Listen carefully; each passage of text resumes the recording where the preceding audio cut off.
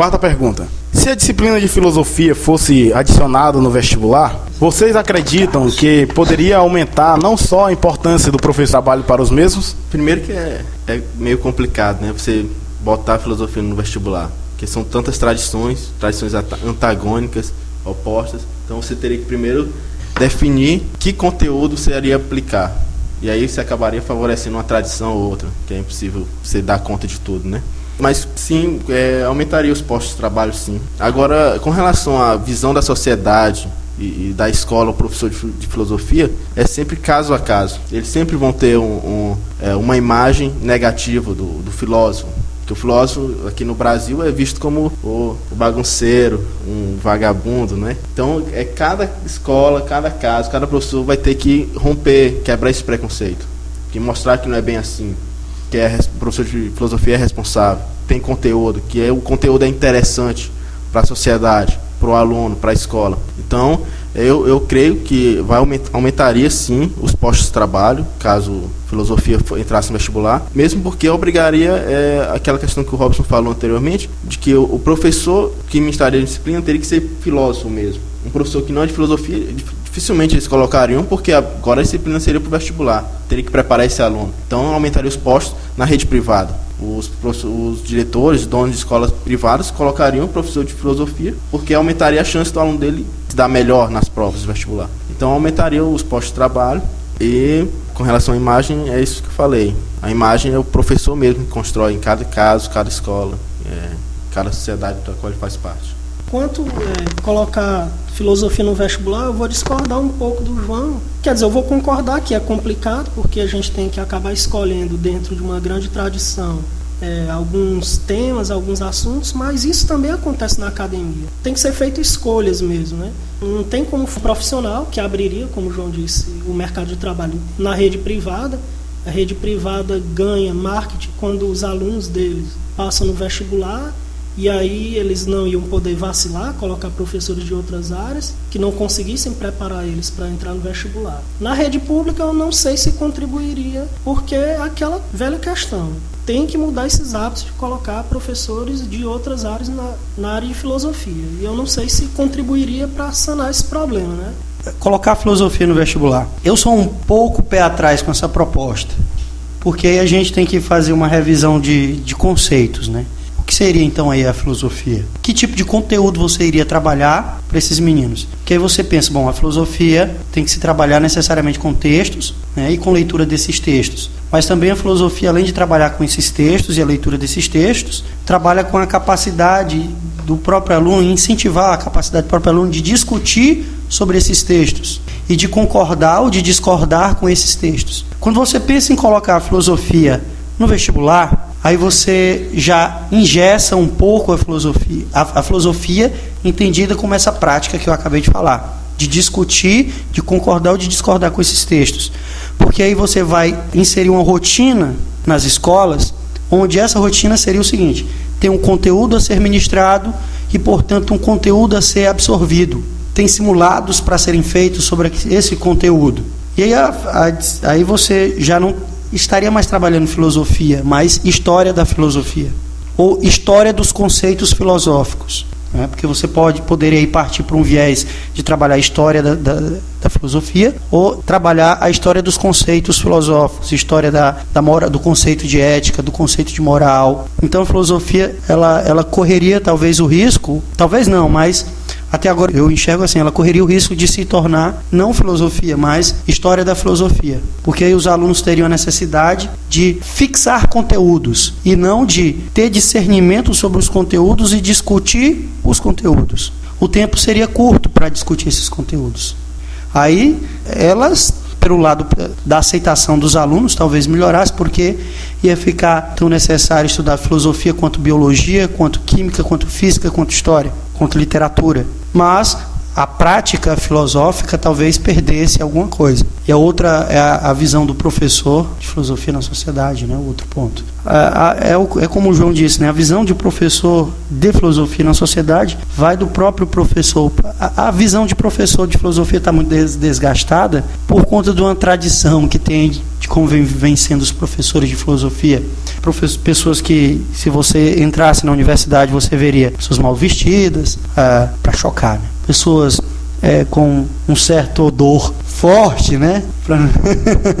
Pessoas que diziam palavrões. Passavam os alunos de outros cursos e via na pracinha, né? Curso de Direito, curso de Sociologia, curso de Letras. As pessoas passavam e viam aqui na pracinha do CCHL. Muitas vezes, ali naquele grupo, não tinham só alunos de filosofia. Tinha alunos de História, tinha alunos de Ciências Sociais. Mas o bode expiatório era, aquele ali só pode ser aluno de filosofia. E aí a visão ficou desgastada, né? Eu próprio, quando eu fiz vestibular para filosofia, foi uma confusão na minha casa, porque não queriam que eu fizesse.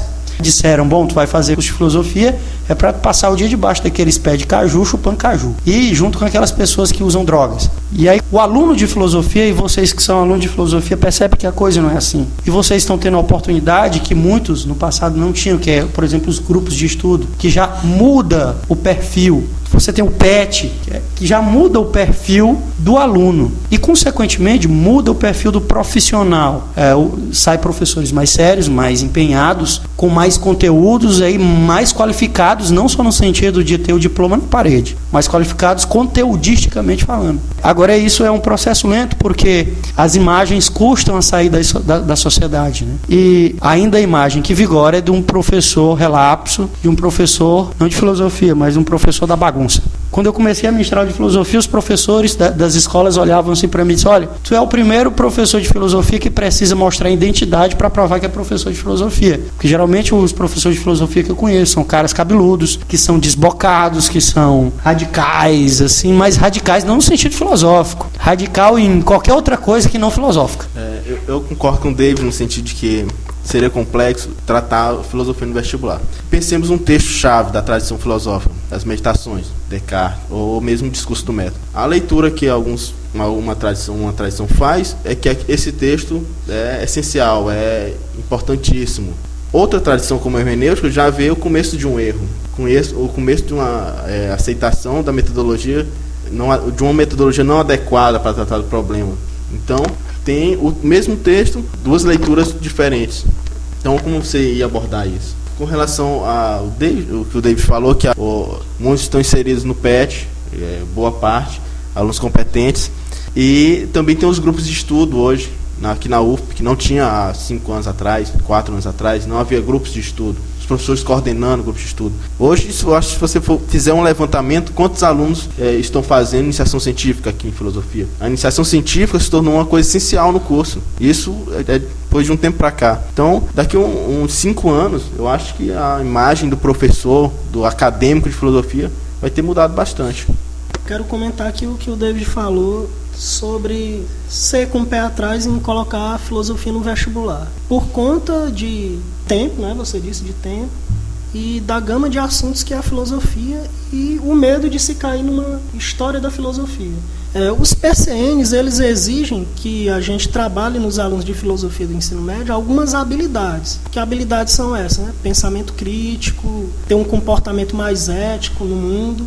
E os textos que são ministrados na disciplina de filosofia são só meios para se adquirir essas habilidades. A postura é essa. E eu creio que se entrasse no vestibular, como eu tenho experiência que em Brasília a UNB cobra filosofia, com essa visão de dar certas habilidades humanísticas para os alunos. E vestibular passado de filosofia, o vestibular geral da UNB cobrou discurso do método. E quando eu cheguei lá no terceiro ano, para dar aula no terceiro ano, lá em Brasília, alunos do segundo ano já vinham lendo essa obra por conta do vestibular, mas é sempre com aquela visão de meio. O texto é um meio para se adquirir certas habilidades. Então, se os PCNs já têm toda essa teoria, né, de qual a função da filosofia no ensino médio, por que não colocar no vestibular, tendo por parâmetro os parâmetros curriculares nacionais? E outra coisa, em Brasília, uma coisa que é bem legal é que filosofia já está nos 3 anos do ensino médio, 1º, 2º e 3º. Isso aí é extraordinário, né? Para dar tempo você trabalhar mais conteúdos ainda. São também 2 horários por semana, como aqui na rede pública, e dá para você trabalhar essas habilidades bem mesmo. A não ser que também você mudasse o perfil da prova do vestibular. Ao invés de ser questões de múltipla escolha, que fosse uma questão dissertativa. Talvez, desse modo, daria para abarcar o teor de criticidade do aluno, que é necessário ao jogo filosófico. Mas se permanece naquela avaliação de múltipla escolha, aí sim pode ser que corra o risco de entrar numa espécie de história da filosofia. E a questão, por exemplo, também é sob que tradição eu vou trabalhar a obra. Além desse problema, tem sobre que aspecto eu vou trabalhar a obra. Porque você pega também as meditações metafísicas e você vê aspectos da metafísica, você também vê, você pode ler com os olhos de uma teoria do conhecimento, você pode ler com os olhos de uma antropologia. Então as obras filosóficas, elas são um leque de possibilidades de serem, de perspectivas de vê-las e do modo também como trabalhá-las. Porque eu posso ver uma tradição crítica que critica Descartes, posso ver numa tradição moderna que, pelo contrário, aprova Descartes, e, além disso, eu posso ver numa concepção crítica da teoria do conhecimento cartesiana, numa concepção crítica de uma metafísica cartesiana, ou numa concepção crítica de uma antropologia cartesiana. Então, aquelas 6 meditaçõezinhas, você tem N possibilidades e N perspectivas de trabalhar. E aí quando você pensa, bom, então como é que eu vou trabalhar meditações metafísicas num vestibular tradicional onde a avaliação é de múltipla escolha? Tendo em mente essas problemáticas todas. Fica complicado, né? Eu tive a oportunidade de fazer também um concurso para efetivo, professor efetivo do GDF, né, lá em Brasília, e eu também tinha assim, um certo preconceito quanto a questões objetivas, né? Será se elas avaliam? Será se elas podem ser, sim, tão rigorosas e exigir um senso crítico? Eu mudei de ideia, viu? Porque eu respondi perguntas sobre Nietzsche, sobre filosofia da arte, que eram bem complexas, apesar de objetiva. E algumas provas para professor de outros estados, eu já vi que até cobra uma prova dissertativa, mas a prova do GDF brasileiro não cobra. E eu garanto para vocês que não, é uma prova que puxa de você, não é fácil e requer uma profundidade de conhecimento. A gente tem que perder esse preconceito de questão objetiva se ela não avalia. Eu penso que ela pode sim avaliar. Agora eu concordo com você que talvez fosse melhor trabalhado de forma dissertativa. Claro, não, as questões objetivas não são em nada comparadas às questões dissertativas. As dissertativas avaliariam melhor mesmo. É até uma sugestão para a gente pensar, mas não tem essa ideia de que provas objetivas não avaliam, porque eu vi que avaliam sim. Avaliam, né? Depende do que você... Depende do público que ela vai avaliar e depende também do que ela vai avaliar. Porque, por exemplo, o Robson fez concurso, os provas foram objetivos e foram difíceis. Só que a mentalidade do Robson era o seguinte: o Robson já tinha passado por um curso de filosofia. O Robson já tinha uma cabeça filosófica. Agora, quando você olha para os alunos do ensino médio, que eles estão tendo contato com filosofia ali. Nós passamos aqui 8 períodos lendo textos filosóficos. Lá os alunos passam 2 aulas por semana lendo textos de comentadores ou manuais. E às vezes você pode, eu pelo menos se referindo com relação aqui ao Piauí, o modo como a coisa é feita aqui no Piauí.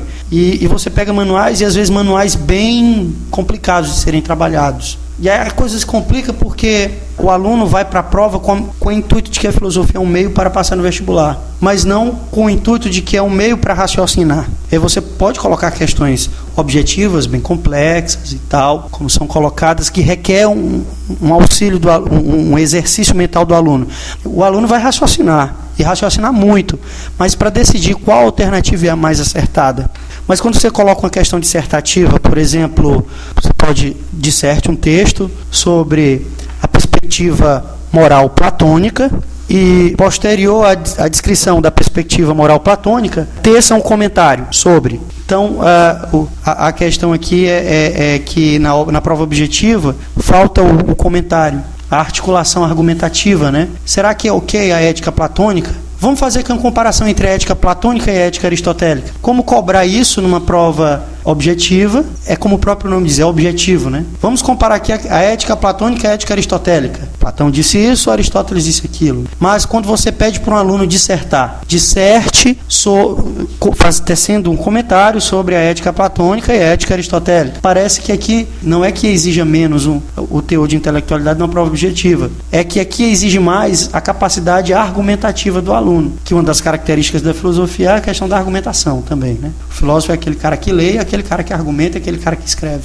Concordo com o David quando ele diz que a questão dissertativa seria melhor. Pelo fato, suponhamos que um professor ele tem tendências políticas, ele nunca é despolitizado totalmente. Até quando ele diz que não tem nenhuma tendência política, ele é politizado, ele está tendendo a isso. Então, suponhamos que os alunos tiveram esse professor durante a leitura do texto, vai ser guiada por essa leitura do professor.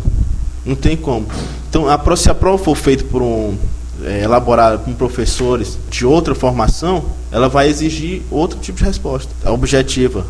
Já na questão dissertativa, daria lugar também para essa visão conflitante. Então, a questão dissertativa abarcaria melhor a diversidade da filosofia, a diversidade de visões sobre o mesmo tema, sobre o mesmo assunto, sobre o mesmo texto. Agora, esses problemas levantados pelo David e pelo João Caetano são problemas que nós poderíamos estender também para a academia, né? A academia pode sofrer esses mesmos problemas, apesar dos anos serem maiores, mas, claro, a gente tem professores sempre que têm tendências. Eu acho que isso aí não deve ser empecilho para a gente colocar no vestibular. E outra, eu concordo com vocês que dissertativo é melhor, mas eu vou passar para vocês as questões da prova que eu fiz e eu acho que vocês vão mudar de ideia um pouco sobre questões objetivas. Né? É porque é difícil imaginar uma objetividade na filosofia, mesmo assim, uma coisa que esteja dada para além do contexto de quem está lendo. Mas eu concordo com os meninos que tem que ser discutido. A questão é essa, tem que ser discutido. Com relação ao tema principal da entrevista, que era o mercado de trabalho para o filósofo, eu acho que o mercado está bom. Não acho que esteja tão ruim, não. Agora mesmo o edital da SEDUC, né, que foi lançado, tem 142 vagas para professores de filosofia. O salário aqui ainda tem que melhorar, mas depois a gente vê isso. Não falta trabalho, falta dinheiro. Mas o mercado tá bom, tem vagas para quem se capacitar, para quem se preparar, para quem quiser lecionar, trabalhar mesmo com isso, tem vagas sim. Não só dando aula, mas em outras instâncias também, em outras atividades. Também tem vaga para o filósofo, sim. Bom, o mercado tá ok, tem mercado, tem escolas para trabalhar, não tem que melhorar, como o João falou, as condições salariais, né, do professor. Tem muitas vagas aí para professor do estado, mas tem pouco dinheiro na conta do professor do estado de filosofia, né? Então tem o mercado, mas também tem a exigência da melhor qualificação. Talvez no estado não tenha muita exigência da qualificação, mas aí já vai da própria preocupação pessoal, porque você pode terminar o curso de filosofia empurrando com a barriga, e aí ser um cara que tem o diploma tal lá na parede, e pode até inclusive conseguir passar para ser professor do estado. Mas já pensou se você se depara, uma escola, por um raios de não sei o quê, resolve fazer um debate de filosofia, uma semana de filosofia, uma semana cultural, e faz um debate de filosofia, e aí vem outra pessoa, e essa outra pessoa vai debater com você. Se você não tiver porte ou peito para aguentar o baque, né, aí vai fazer o que da vida, né? Eu quero só agradecer o convite que o Jaziel me fez, né? Agradecer aos ouvintes e a plateia que se encontra aqui, e dizer que o mercado está aberto, sim, e que eu concordo com o David e com o João Caetano, né? Que o mercado está aberto. Agora tem que ter a qualificação, né, para trabalhar nesse mercado, e que o mercado paga muito mal ainda, né? Então você tem que pensar duas vezes em ser professor de filosofia do ensino médio. se você for pensar na questão salarial, isso no nível médio, né?